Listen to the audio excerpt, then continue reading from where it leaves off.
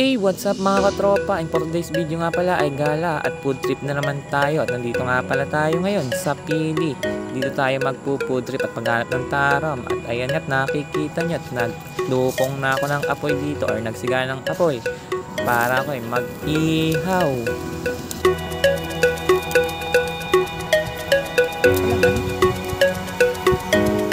Inihaw baga ere.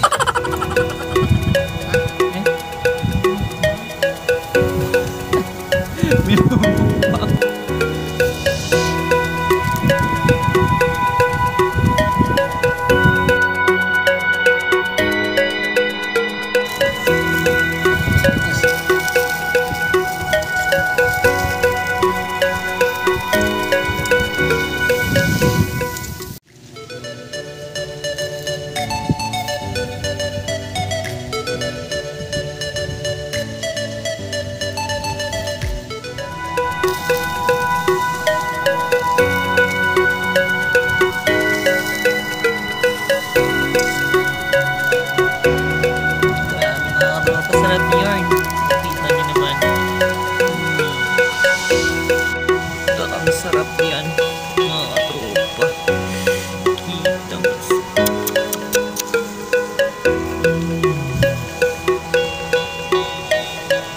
kasi natin puputripin po today mga katropa.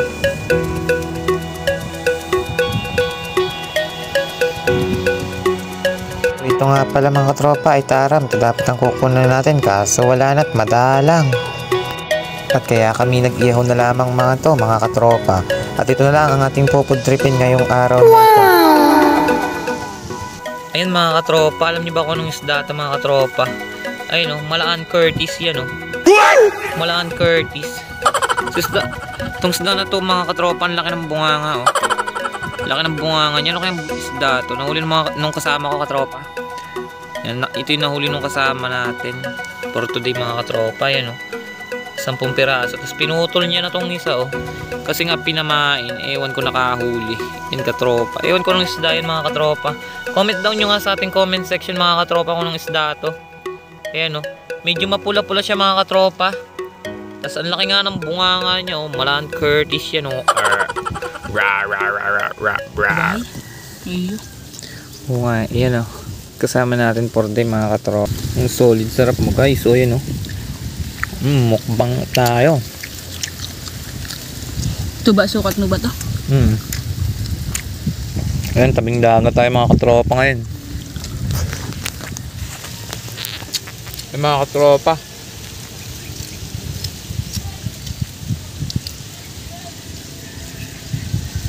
Sarap mga katropa, mukbang tayo dito sa tabing dagat. Apat yung tuyo, nasa ilalim yata. Ito pa. Nahuli namin to guys. Kaso natuyo na lang. Nahuli namin dyan kanina. Kaso biglang natuyo. Ayun. Minukbang na namin dito. Ano ito mga tropa. Ang sarap na ito. Grabe oh. Ayun oh. Mga katropa mahirap kumain ng walang tubig. Kanina to, namumroblema. Problemado sa tubig.